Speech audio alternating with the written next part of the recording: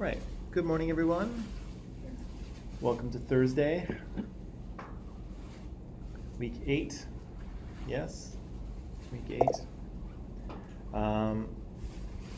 It seems people are a little bit slow to join this morning, but Simrat is here. Good morning, Simrat. And Abby's here. Good morning, Abby. And Ryan is here. Good morning to you. What should we talk about? Should we dive right in? Or is there something else you'd like to talk about? Eggs with feet, or whatever it was yesterday.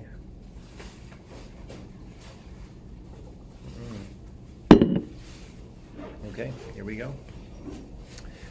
So yesterday, let me just jump back into where we were here. 22, click. Here we go.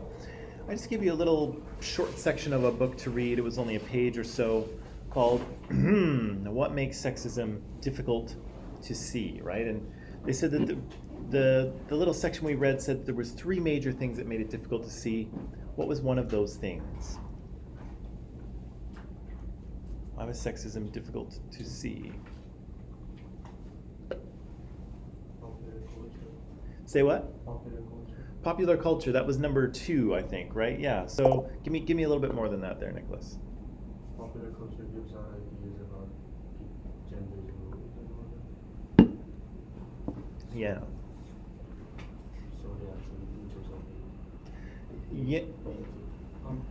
Yeah. Yeah, those ideas are pervasive, right? They're everywhere. They're in movies, they're in television, they're in kids' toys, they're in ads for laundry detergent and beer and whatever else, right? They surround us, right? And those things are sold to us, right? Those ideas are sold to us through products, right? And we often you'll see, particularly with sort of more expensive products, you'll see that the advertiser isn't really selling the product. They're selling you on sometimes a lifestyle, or who you'll be if you own this thing or if you buy this thing. You know what I mean? And so those ideas, particularly, are very heavily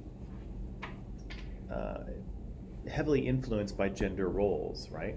You're not buying a luxury car that is, stylish and dependable, but you're buying into an idea of you as a sophisticated, powerful man driving down the highway, independent, like there's these kind of ideas that we have about men and women, and they are worked into the ads. And as I say, they're especially worked in places where you're not buying so much the product, you're buying like it's a piece of identity, right? The thing you own says something about who you are. You know what I mean? Yeah, and there are products like that, right? Laundry detergent isn't one of them, right? I'm not a different person because I use Tide or Gain or Bold or whatever, but maybe I'm a different person depending on the type of watch I wear, right? And so there's a difference between wearing a Casio G-Shock and an Omega or a Rolex, right? Those two things say different things about you. And so often when advertisers are selling you things that are more about identity, they will lean towards gender stereotypes, right? But yeah, that was the second one. What were the other two, number 1 and 3? The dominant culture forces an individual to level the That fell apart. Nice try. Want to try again? the level that the dominant culture forces an individual to group level the patterns. Oh, okay. That's a weird way of saying it, but yeah, I know what you're saying there. Where often we focus on individual instances, right, rather than group level patterns. So we see kind of big, fantastic, horrific stories in the news of sexual assault or imprisonment or rape or murder or disfigurements or things like that, and we look at those and we're like, wow, that's really bad, which it is, right? But then sometimes we think, okay, well that's sexism there, but then when we look at regular society, we don't see that level of extremeness, right? And so sometimes we forget that it's there. What's another one? The last one, the third one. Do you think women oppression is maybe in marginalized societies? Right. So the West kind of sometimes has a bad habit of looking at other countries and very easily identifying sexism there, and, which is not to say that it isn't there, but they very easily identify sexism in marginalized countries or in the developing world, and that makes it harder to see at home, right? And again, if you're looking at a news report and you see a bunch of women walking around in burqas in Saudi Arabia, let's say, it's easy for Western eyes to look and say, oh, that's sexism. And it's easy for Western eyes to look around their society here and say, oh, I don't see that, so must be good, right? We're all good here. But again, not true, right? It hides, it makes it more difficult for us to see the sexism that is right around us, right? Oh, I had other questions, right? Let me see. Yeah, so these are the three here. So, a perfect example of a sort of graphic, good morning, a graphic extreme news story. This young woman is raped and murdered on her way home in the UK, right? Awful, awful story, tragic, nothing, no good feelings come out of this, right? But again, this is an extreme example of sexism, and yet, it doesn't really do anything to shine a light on the sort of more general patterns of sexism, right? Because we look at this story and we think, wow, this crime was committed by clearly a disturbed human being. Is it evidence of sexism? Maybe. But a lot of people will just write this off and say, well, that guy was crazy, right? He was insane. He was, something was wrong with him and he committed this horrible crime. The end, right? And so we take what is sort of a group level dynamic of sexism and we just reduce it to one thing, right? We'll come back to later the idea that when it's a minoritized group who's committing the crime, we do the opposite, right? And so if someone, commits a terrorist attack and they happen to be a Muslim, we apply that to all Muslims, right? So we do it the opposite way with the minoritized group. If a minoritized group member commits a crime, that means that somehow the entire minoritized group is seen in that way or painted with that brush. Here, when a member of the dominant group murders a young woman, we don't say, oh, well, all men are evil. We say, oh, he must be a crazy guy, right? So, which, I think is still possible, but again, pay attention to how we envision these things. We've talked about this already in terms of popular culture and media, the way that gender roles are kind of sold to us, right? We buy our gender roles in terms of toys we buy for our kids, boys' toys having more agency and violence and control, girls' toys being, more about domestic duties and appearance and looking pretty and things like that. You don't have to look too far to see, evidence of those gender roles in ads. And both of these are, one of these is newer than the other one. But again, what kind of social messages are you seeing about men here? Men are strong, right? Both of these guys are jacked, right? What else?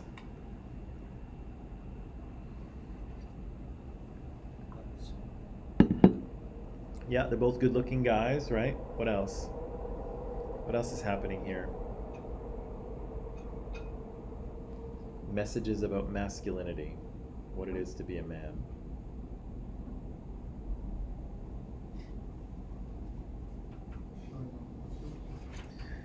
Yeah, showing off muscles, I guess, is one of them, right? Walking around with no shirt on. It's like, put your shirt back on, dude. Nobody's making a calendar here. What's that? What's going on in the second half? The guy on the left or the guy on the right? The right one. The guy on the right. What's going? So I think that's an Under Armour. So I think it's for underwear. Yeah. So what's going on there in that scene?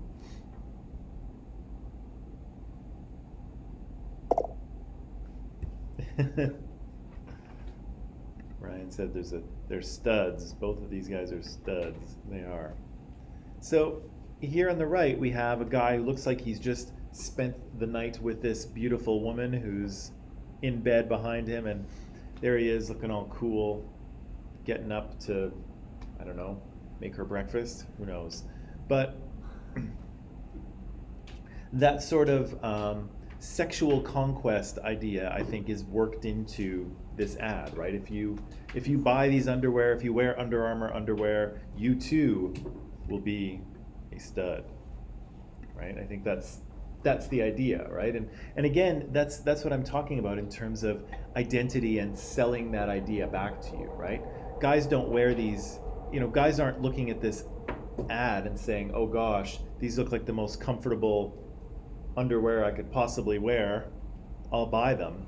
They're looking at it and saying, yeah, I want to be that guy, right? I want to be a ripped, muscly dude getting out of bed with a gorgeous woman, right? That's what guys are actually buying. They're not buying comfortable underwear, right? Or at least I don't think so. Mulder's kind of got a slightly puzzled look on his face. Do you have a different perspective?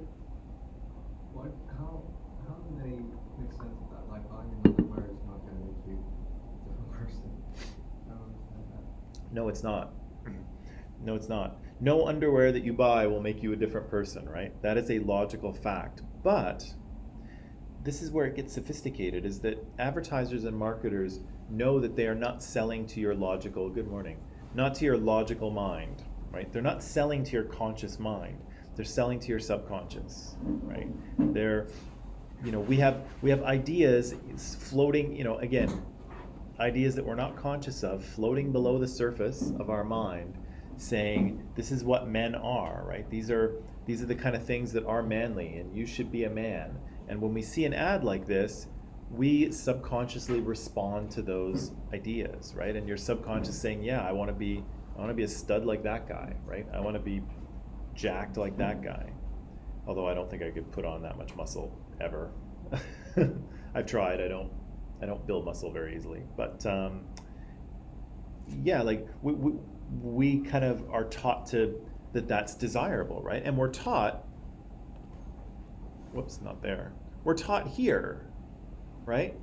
Look at Captain America, right? He's jacked. We've been taught about being a man is sort of being strong and being powerful and being successful with women. We've been taught that since we were old enough to play with these toys, right? And here we are seeing, good morning, here we are seeing the same message again, right? We're seeing this guy's basically Captain America, right? And so, again, advertisers are playing to our subconscious mind and to the social messages that surround being a man, right? There is no reason to buy these underwear in this ad, right?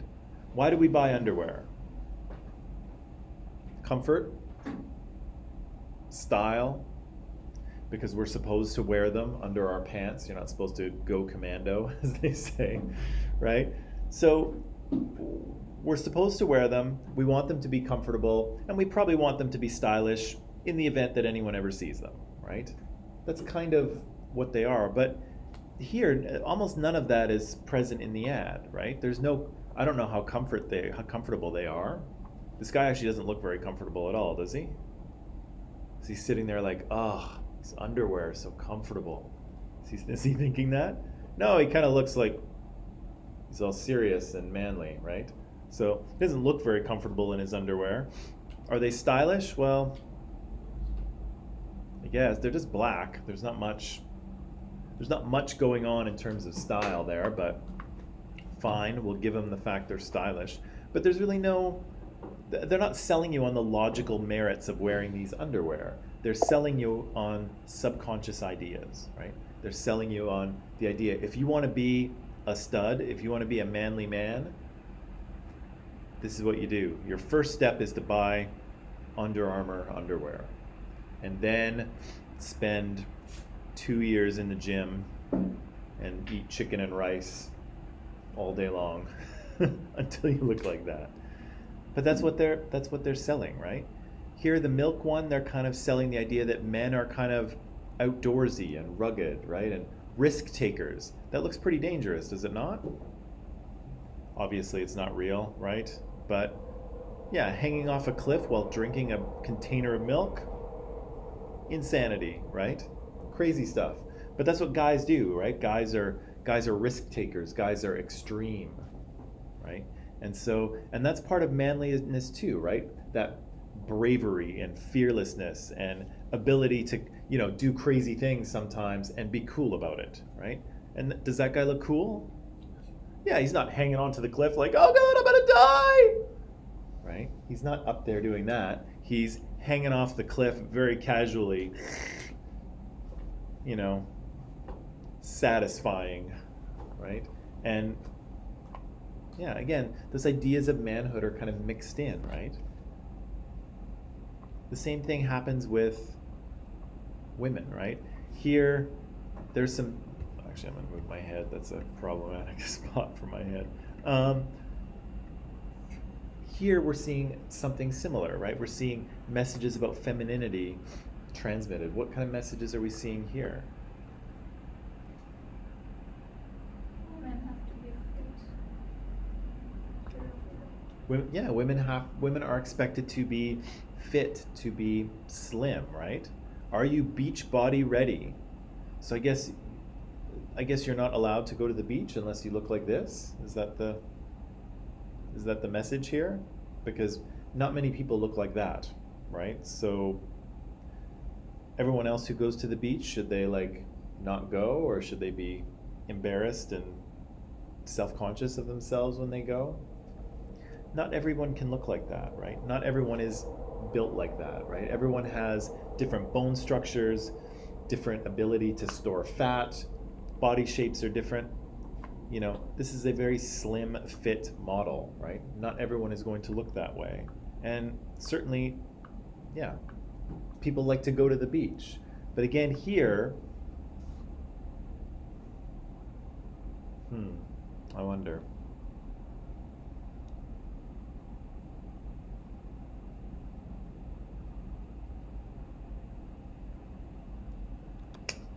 I almost feel like the messages are positive and negative in a way, right? Like these are almost encouraging you to be a man, right? These are like, you can do it, guys. You can be a real man too.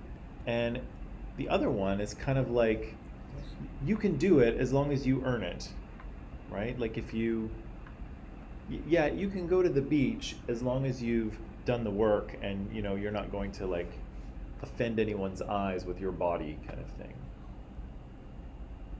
Am I reading that right? I don't know. It feels like this ad is going to create more shame for women, whereas this one not so much for men. But I'm not sure. Even though I would imagine most of us don't have a six-pack like that. I certainly do not. But I don't know. What do you think? Yes, no? She looks sad. She what? She looks sad. Doesn't watch. Kind of. Yeah, she doesn't look particularly happy. Yeah, I'm not kind of sure what you would call that facial expression. It's kind of like model face. I don't know. I don't know what it is. It's not doesn't seem to be expressing a particular emotion. Yeah, here's, and again, you don't have to look far to find these kind of sexist messages, right? This is a particularly bad one, right? I think this is actually a joke, to be honest, but I'm not really sure if it is. I think the job that really matters is motherhood, not cleaning the bathroom. But again, problematic, right? I'm not sure if this one is real. Okay, to be honest, I'm not sure if it's real. It could be fake. This one is real.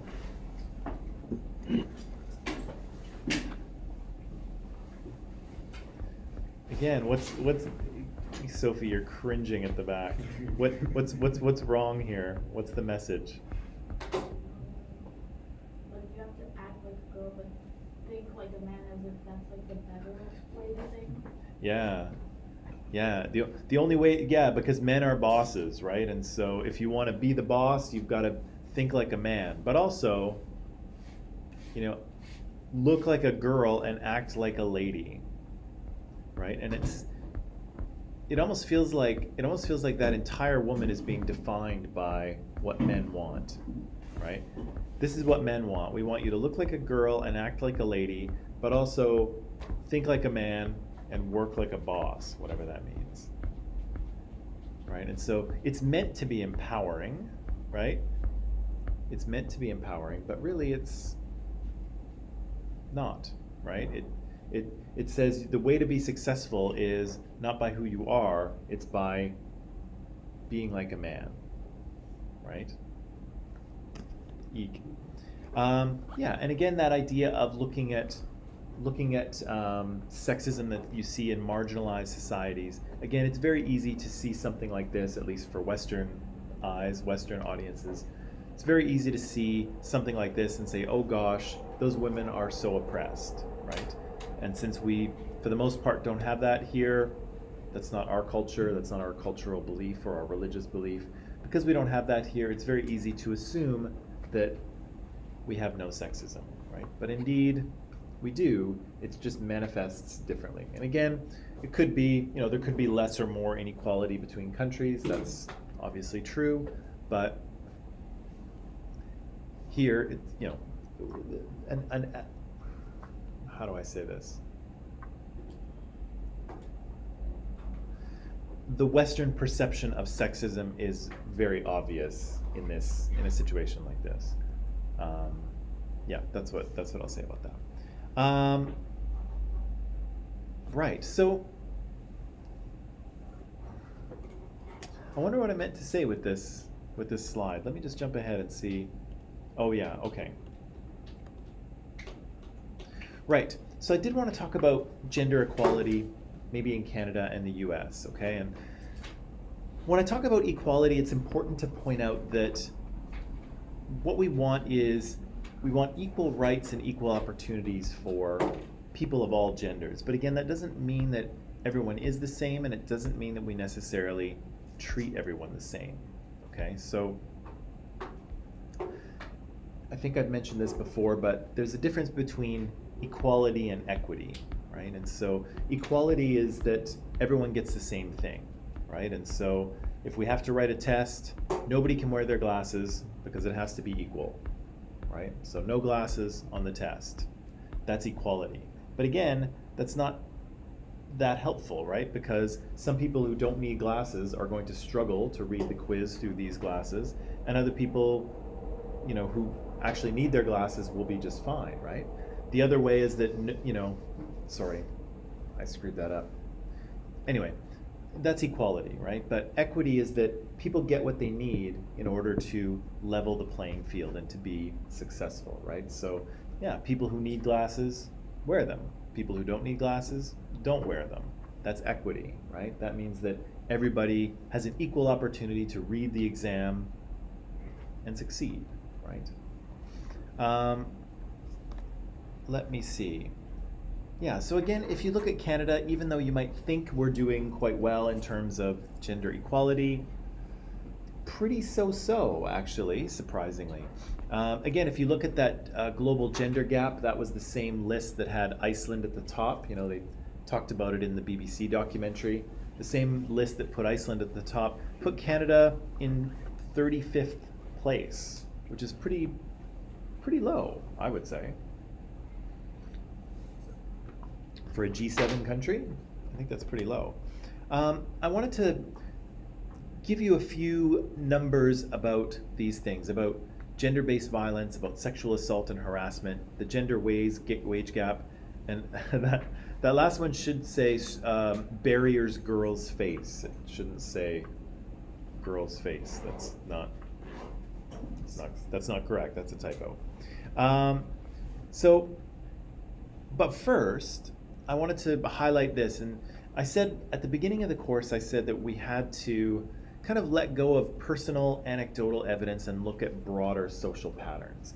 That's how we can see oppression in society. It's hard to see on an individual basis, right? Because we're all different, we're all interacting with different people. And what we want to do is see kind of the broad state of society, if you will. And to do that, we see these things through numbers. We see them through statistics. So it's not in individual, encounters or individual news stories. It's by looking at the numbers and seeing what's happening for an entire country, for an entire population. Okay? So I promise I will not do a deep dive into this. Reason one is that it's not a statistics class. Number two, statistics is not my not my strongest suit, although I have taken a statistics class in university, but still, it's not really my thing. But there's a few things that I can impart to you that are useful, okay? So I want to talk about three things. I want to talk about sample size, over under representation, and what data actually tell us, right? That's what we want to pay attention to. So sample size is the number of data points in your data set, right? So again, if we have 19 students in our class and I ask them, hey, students in this class, do you like to eat fish or not, right? Then we have a data set, our size is 19, right? That's the number of responses we will have. And I will have sampled 100% of the population, right? So the population of this class is 19. I ask you all if you like fish. I've got 100% sample, right? And so let's say that 1 in 3 students says yes. I don't know why you don't all like fish, but that's okay. 1 in 3 students says yes, so that suggests that 33% of the class likes fish. Good so far? Simple math? Right. So what does this tell us? Well, it tells us everything about the class, right? It tells us if we like fish or not. But the question is, can we apply those findings outside of the classroom? Will they hold up in a larger population? So does it suggest that 33% of our class likes to eat fish? Yes, it absolutely does, because we asked everyone, right? Do you think that 33% of Columbia College students like to eat fish? Do you think that percentage would hold up without asking people? Do you think that's accurate of the entire population of the college? 2,000 students? Definitely no? Why no? Because, like, if we don't ask them, we don't know if some. Sorry. Because if we don't ask them, then we don't know if there are more students who like to eat fish than those who don't. Very true. If we don't ask, we can't know for sure, right? So, but that's kind of how polls and stats work, right? So if we want to know, for instance, I wonder if Canadians think that Justin Trudeau is doing a good job, right? That's a legitimate question we might want to know the answer to. But there's 36 million Canadians. We can't ask them all. So how many should we ask in order to get a sample? How many people should we ask in order to make sure that we have a good representation of what Canadians actually think, right? And that's where your sample size starts to come in, right? The bigger your sample size is, in theory, the more accurate it actually is, right? So here in the college, for instance, if we only ask 19 people if they like fish, and then, there's 2,200 students that we didn't ask, that sample size might be a little small, right? It might not really reflect how many people like to eat fish in the entire college. The other thing you might want to talk about, we can talk about a little bit later, is that many of our students here are Indians. They're from Punjab. Many of them are vegetarians, and so they're not going to eat any fish at all. So if we've sampled our class in which there are no Indian students from India, none of which who are vegetarian, then our sample isn't representative, right? Good morning. There's a, most of our college is made up of one group that probably doesn't eat fish, and none of those group are in this room, right? So that's worthy of pointing out as well. Same thing, think about an exam. If I were to give you a final exam, I'm not going to, but if I were, how many questions do you want me to put on it? You can choose. How many questions do you want? Multiple choice. 5 questions? 10 questions? If it's a long explanation stuff. Multiple choice. How many questions do you want? 100? Woo. No question. 0 questions? Well, I need to give you at least 1 question. Good one. 1 question? Well, this is another aspect of sample size, right? Because if I'm trying to figure out what you know on an exam, I have to actually give you enough questions, right? So if I give you 1 question, Daniel, if you get it right, awesome, nailed it, 100%, right?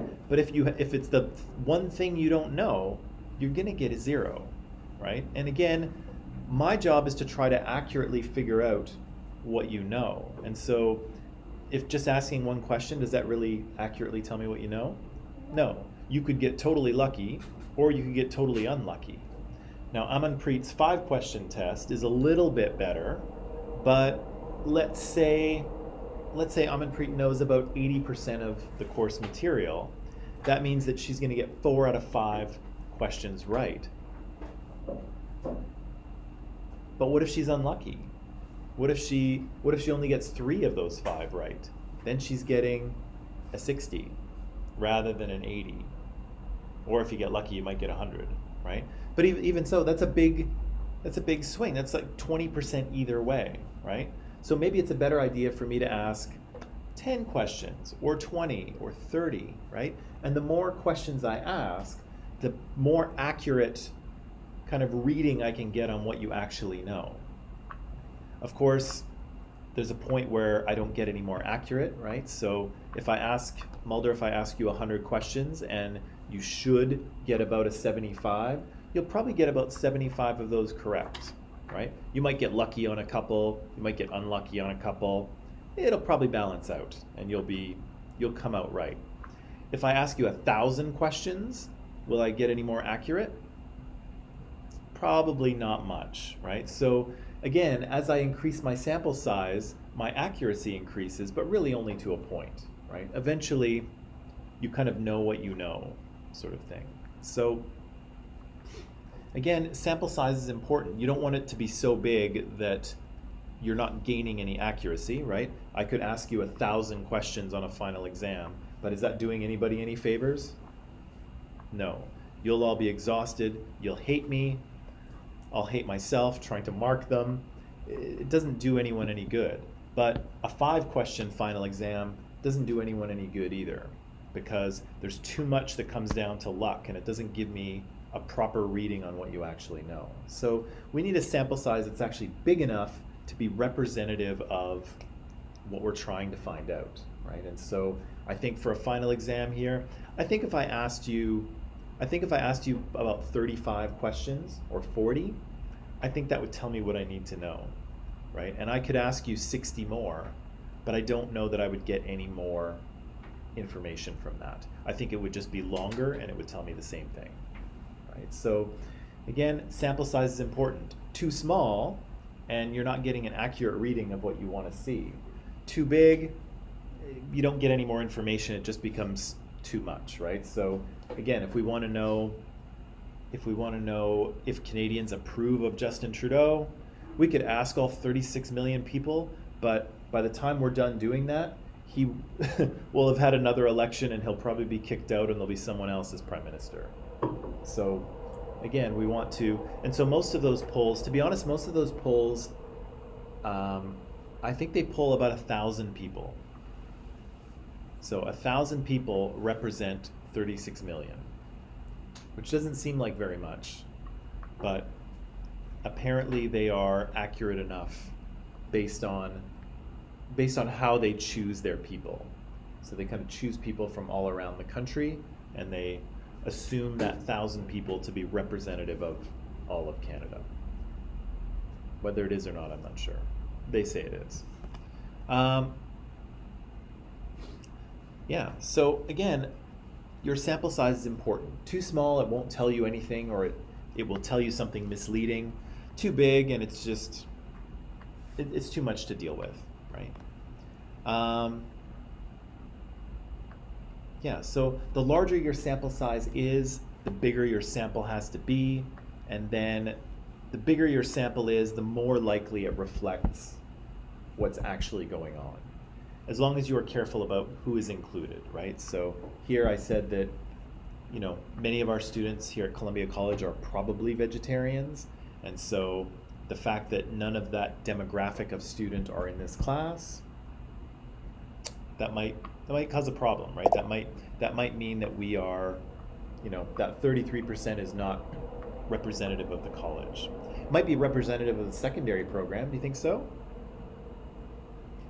Are 33% of students like fish? I don't know. I think it might be. There's not that many students in secondary right now. 19 is a pretty good number. We have people from all, you know, different parts of the world here, different cultures, which we actually do in the secondary program as well. So I bet our little sample of 19 students here liking fish, I bet that's reasonably close to the secondary program as a whole. If we asked every student in secondary, I bet it might be close. But for the college as a whole, I'm not sure. There's a lot of people that go to this college, and again, a lot of them are probably vegetarians. So that means that our sample is skewed, right? It doesn't include a group of people that it needs to include. Right? Second thing we should know about is over and under representation. And so I think I've used over and underrepresented before, but we should kind of understand what they mean. And so what it means is that if you're looking to understand how many people or how many things should be in your data set, right? So again, if we have a class here, I think if you included everyone, online students as well, we would probably have a 50-50 male-female mix in here, I think. And again, if 4 people get A's in this class, how many guys versus girls should get A's? If we have a 50-50 balance, guys and girls.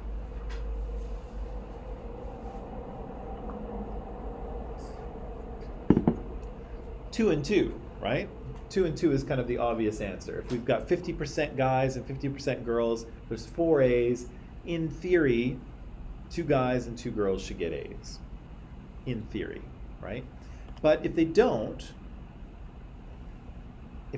so let's say 3 girls get A's and only 1 guy gets an A. Women are overrepresented, right? There's fewer of them in the class, but they seem to have scored more A's. And again, the question is that a problem?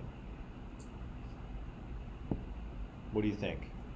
Should I be concerned if there's 4 A's in this class and 3 of them go to girls, even though we have a 50-50 gender balance? Should I be concerned as a teacher? Should I dig into the numbers and find out what's wrong? No, why not?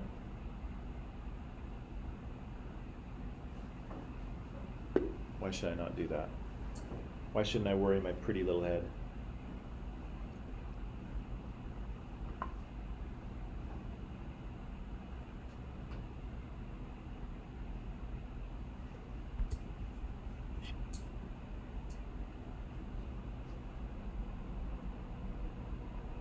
Or should I? Should I worry? You don't think so? You do think so? Really? Why? Yeah, it's like balance.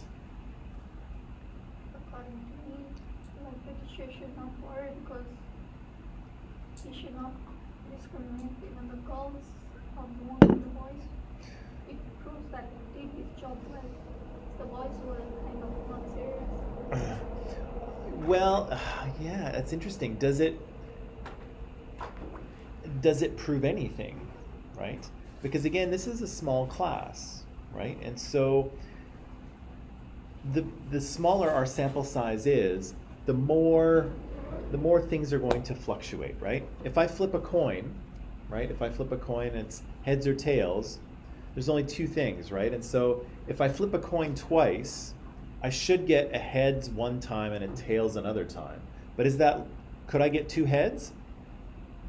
Yeah, could I get two tails? Sure. The more times I flip it, the more the probability is going to come out half and half, right? If I just do it 3 times or 4 times, there's a very good chance that I might get 3 heads or 3 tails, right? But the more times I do it, the closer I will get to that 50% thing. And so here we have a small class. We only have 19 people, and there's only 4 A's, right? It's very possible that 2 guys and 2 girls will get A's. It's very possible that 3 girls and 1 guy will get an A. It's also very possible that 3 guys and 1 girl will get an A. And it might even be possible for all of the A's to go to female students or to male students. Maybe a little less likely, but still possible, right? And so in a small group, in a small sample size, even though girls might be overrepresented by getting more A's, it's still not a cause for concern, right? Because it's a small class. But, like I said, if I looked at the A's given out at Columbia College for the entire year, and I saw that 75% of A's went to female students,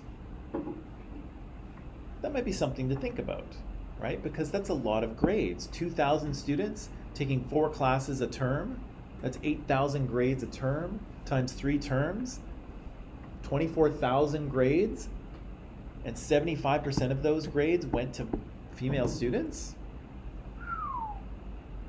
Something's going on, right? Something's happening. Why are female students succeeding to such a degree, and why are male students not succeeding? It's a good question, right? I don't know why. This is not true. We haven't done this analysis. I'm totally making this up. It's totally fictional. It's a good question to ask, right? There might be something wrong, right? We might be somehow discriminating against our male students, right? Or maybe not, right? Maybe male students work more than female students, and so female students have more time for their studies. Or maybe female students are more serious and guys are not that serious. Who knows, right? I don't know the answer to this, but that's why we look at the big numbers, right? That's why we look at the numbers and see what's going on, right? If we have 50% male and female students at Columbia College, we would expect that 50% of the A's would go to men and 50% would go to women, give or take, right? You would expect that to happen. If it doesn't happen, if women are overrepresented in terms of A students, yeah, that's worth asking the question of why is that, right? Is there discrimination? Are there other factors involved that is making it easier for women to succeed and harder for men to succeed? Are there cultural factors? Are there pedagogical factors? Are there economic factors? What is happening, right? And so that's how you see these things occurring, right? So whether Amanpreet gets an A or not in this class doesn't really tell us anything, except it tells you something, but it doesn't really tell us anything. But if we look at the numbers as a whole, that tells a different story, right? And again, maybe things are 50-50, and maybe that doesn't cause us to ask any questions, but maybe they're not, right? Maybe women are getting far more A's than men, and again, it's worth asking a question about why that is. Again, something might be wrong, or nothing might be wrong, right? There might be other factors involved, but either way, the numbers at least indicate what's happening, right? In a way that individual scores, Amanpreet getting an A or not, doesn't really tell us anything about sexism at Columbia College, right? And even within this classroom, it doesn't tell us anything because the sample size is too small, right? It doesn't really, 4 A's doesn't tell us anything. 24,000 A's over the course of a year, or 24,000 grades, that's going to tell us a story, right? That's a big enough sample to be accurate, right? 4, it's too small. We don't know what we're looking at. Yeah, so this is kind of just a recap of what I said here. I won't sort of read it all to you. But yeah, so over and underrepresentation. So when people are overrepresented, there's more of them in that category than you would think there should be, right? So again, if women make up 50% of the students at Columbia College, you would expect them to get about 50% of the A's. If they got 75% of the A's, they are overrepresented in that category. Men are underrepresented. There should be more A's achieved by male students, and they're not. So something's happening, right? Men are underrepresented, women are overrepresented, okay? The last thing is pay attention to what the stats are actually telling you, because there's lots of statistics out there, there's lots of percentages and numbers and polls, but pay attention to the question and the answer, right? So here's a good example. If 70% of people believe in ghosts, that does not demonstrate that ghosts exist, right? It just tells us that people believe in them. That's all, right? So again, there's a lot of numbers out there, but we have to be careful about what they actually mean, right? And again, in this case, the number doesn't mean that ghosts exist, it just means that people believe in them, right? If 75% of the A's at Columbia College go to female students, does that mean that girls are smarter? No, that's not what it means, right? Does it mean that boys are dumber? No, that's not what it means. Does it mean that there's discrimination at Columbia College? Not necessarily, right? That's not necessarily what it means. So again, the number sort of identifies a state of things, but it often doesn't explain what's going on, right? And so we have to be careful with our numbers and our data to try to not only to have the number, but to be able to explain why the number is the way it is. Make sense?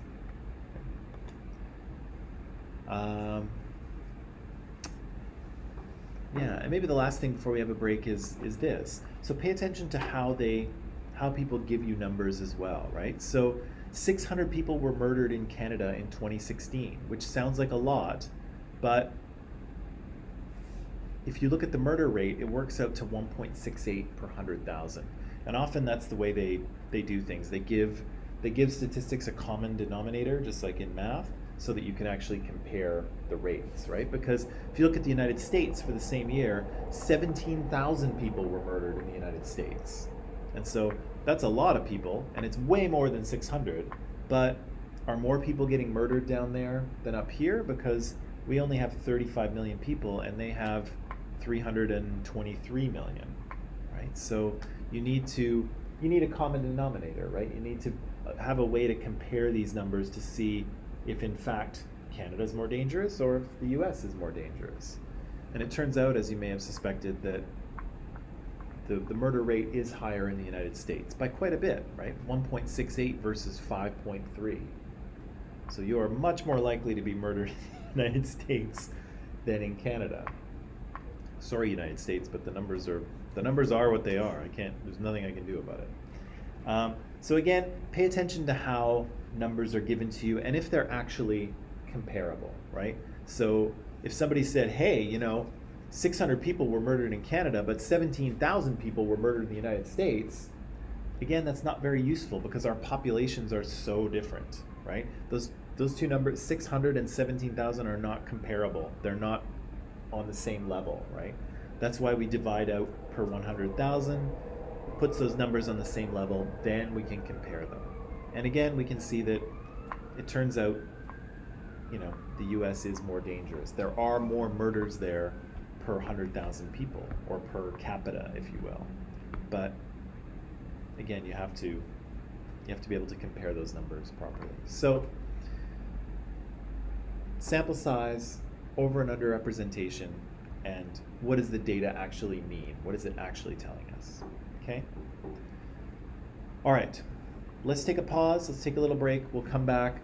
I'll throw some numbers at you in terms of gender-based inequality in Canada and the United States, and then I think we'll tie up this sexism thing and we'll be ready to move on to racism tomorrow. Everyone has been waiting for racism. When are we going to be racist? No. No, no, no. Okay, let's take a break and we'll come back in a bit.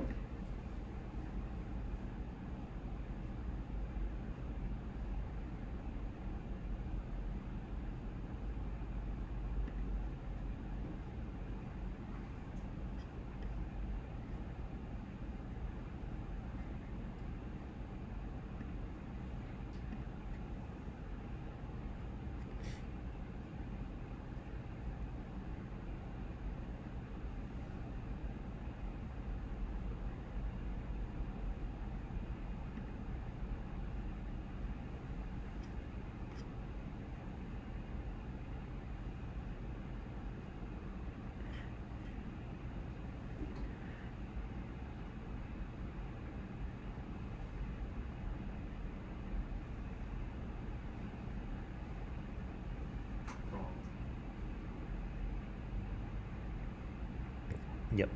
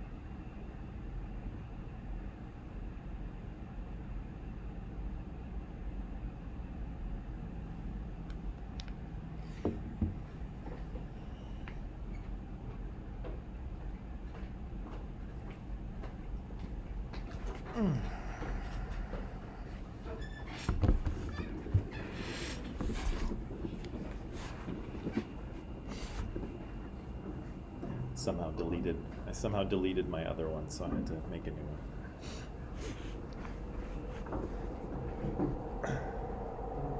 Not sure if he's relaxing or if he overate. Looks like after a big dinner, it's like, oh, I shouldn't have eaten that much. But either way.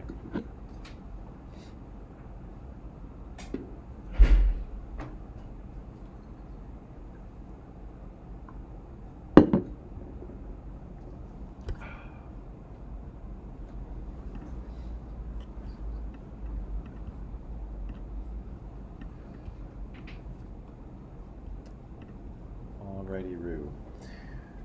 Ready, people? Ready? Okay. And we're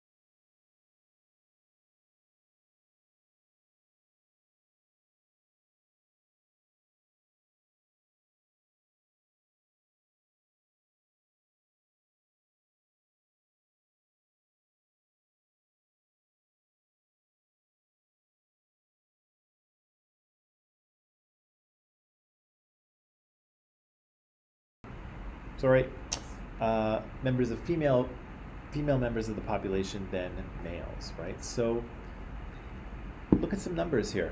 Half of all women in Canada have experienced at least one incident of physical or sexual violence since the age of 16. Half. That's a big number, right? There's 36 million people in Canada. There's 18 million women, and half of them have experienced at least one incident of physical or sexual violence since the age of 16. That is a shocking number, right? That's 50% is big, but it's also big when you add up the fact that there are 18 million people. That's a lot of women. 67% of Canadians say they have personally known at least one woman who has experienced physical or sexual abuse. It's a big number, right? Approximately every 6 days, a woman in Canada is killed by her intimate partner. Out of 83 police-reported intimate partner homicides in 2014, 67 of the victims, 80% were women, right? Which is pretty interesting, right? Because we said that women are much more careful when they're walking around in public because they sometimes fear for their safety. But the numbers suggest that if you're going to get killed, you're not going to be killed by someone you don't know. You know, you're not going to be killed by a serial killer like in the movies. You're probably going to be killed by your intimate partner, by your boyfriend or by your husband, right? So again, this is why the numbers are important, because they show us things that are sometimes hard to see, right? Remember I showed you a number of slides ago that young woman who was raped and murdered in the UK? Yeah, that happened, that was someone that she knew, right? It wasn't an intimate partner, but it was someone that she knew. And so again, we tend to think of violence and murders and things as something that happens by someone we don't know, right? Someone who sneaks up out of the bushes and, you know, like in the movies. But again, the numbers don't suggest that that's the way it is. The numbers suggest that it's much more likely to be someone that you are intimately involved with. Yeah, on any given night in Canada, there's 3,400 women and their 2,700 children sleeping in shelters because they're not safe at home, because they have a partner who's abusive or addicted to substances or alcohol, and they can't stay there. Women self-reported 500,000 sexual assaults in 2014. And again, women are 10 times more likely than men to be victims of sexual assault. And so there's a few reasons for this, or there's a few things that we should pay attention to here. 500,000 sexual assaults are a lot of sexual assaults, right? But we should also point out that that number is probably small because many of these don't get reported, right? When people are sexually assaulted, sometimes they don't want to talk about it, right? Sometimes they just want to put it out of their mind and move on with their lives. Or reporting it might be unsafe, right? Maybe someone has assaulted them that will threaten violence if they tell anyone, so they might not be able to tell anyone. So that number is big, but I also assure you that it is small because many of these sexual assaults don't get reported because women just move on with their lives. Remember when we were watching the Adam Pearson documentary on ableism, and the one guy he talked to in the bar, Hayden, who had the hair over his eye kind of thing?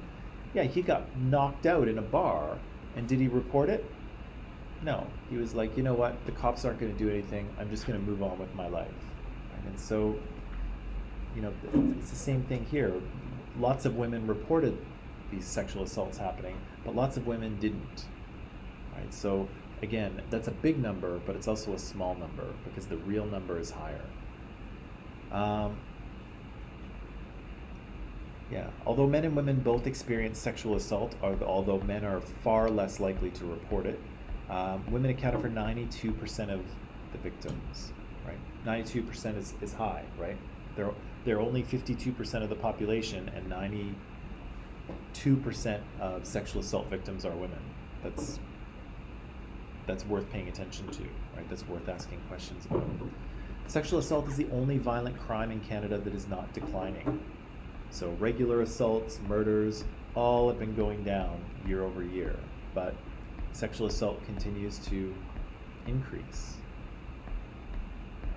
And again, between 2019 and 2013, sexual assault against women by their intimate partners has actually increased 17%. And I would expect that during this pandemic, it's actually increased again, right? So again, you can see some patterns here, right? You can see that even though women are 50% of the population, they're far more likely to experience sexual assault and violence, particularly from men they are involved with. And while other violent crimes are going down in Canada, this one is going up, right? So again, you can see something's wrong here, right? Something's happening. The numbers are telling us that we need to pay attention to these things.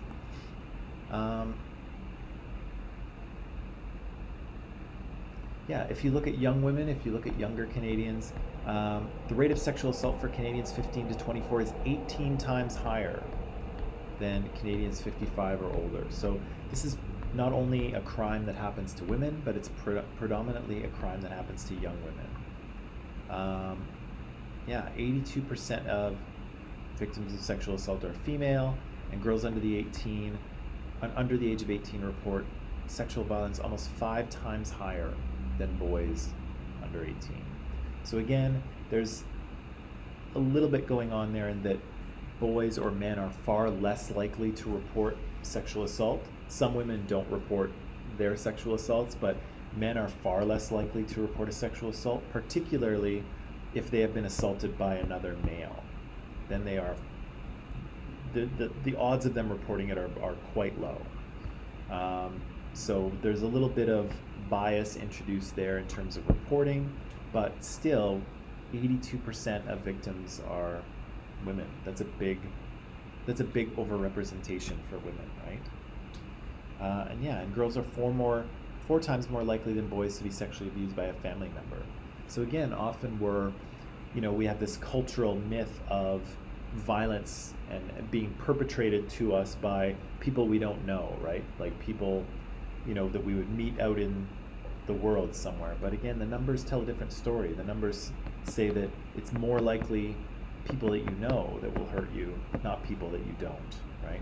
Random people getting murdered randomly by people they don't know doesn't happen very often, right? What does happen is people being murdered by people they know. And for women, it's much more likely that they're murdered by their partner. Sexual assaults account for 33% of crimes committed against Aboriginal women, against Indigenous women, and 10% of all crimes committed against non-Aboriginal women. So here, when we break it down in terms of race or ethnicity, we see that even though women are vulnerable and experiencing far more violence and sexual violence, things are actually worse for Indigenous women, right? Because again, they are in a minoritized group in terms of their race, right? So they are suffering because they are women, and they also suffer because they're Indigenous at the same time, right? The same thing with disabled women. Disabled women experience sexual violence about 3 times the rate of non-disabled women.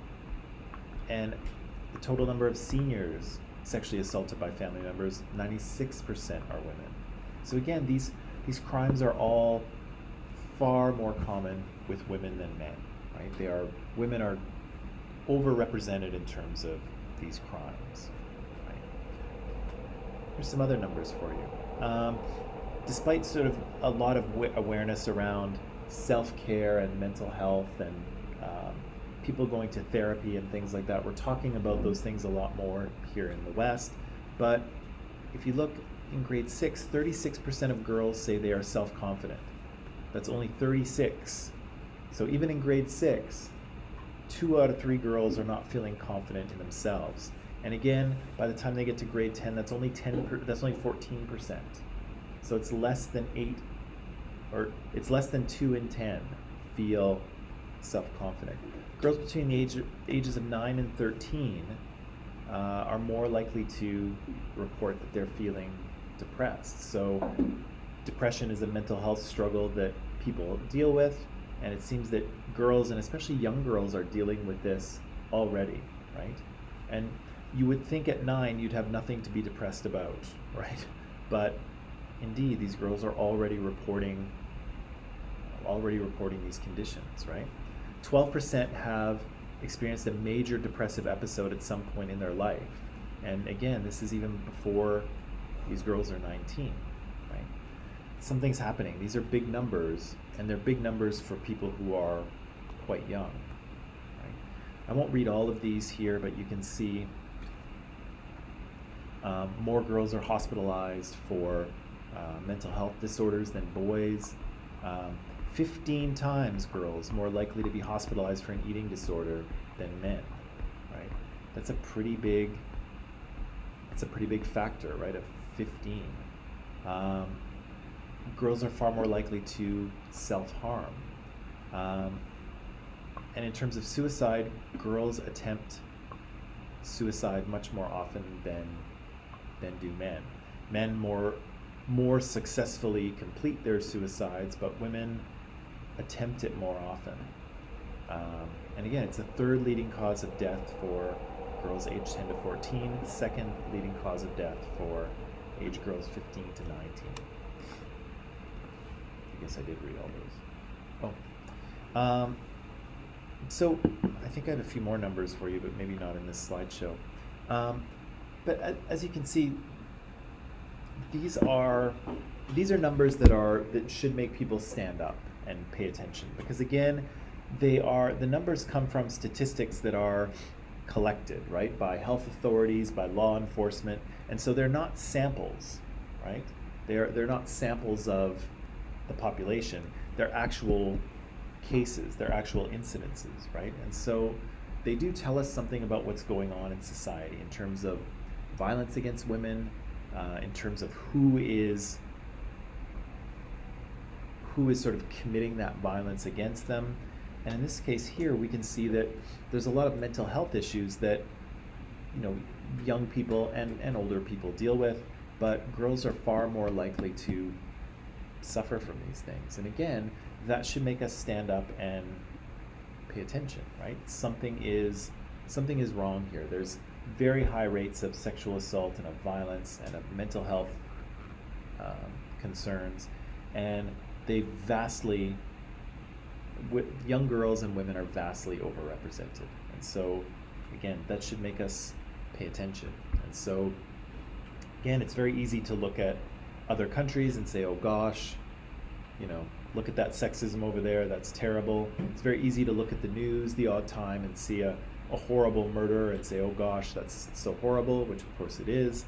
But the numbers are far less sexy, right? The numbers are far less, you know, they're just not exciting in the way that a news story is.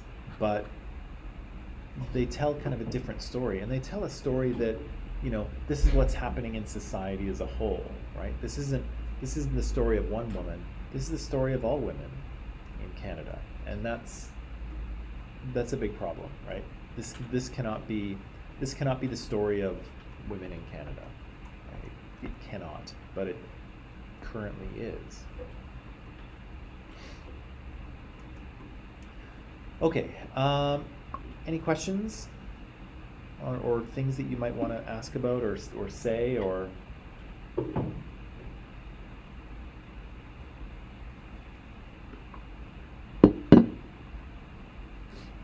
I'm going to sneeze in a second, I think. Maybe not. Okay. I'm going to leave it there. I think I might have just a couple more slides on sexism, but I don't know where they are right now. So I'll end it there. Tomorrow we'll tie up sexism and we'll move on to racism, because apparently that's what everyone is waiting for, or at least that's what Scotty says. So that is it for today. Thank you. I will see you tomorrow for Friday.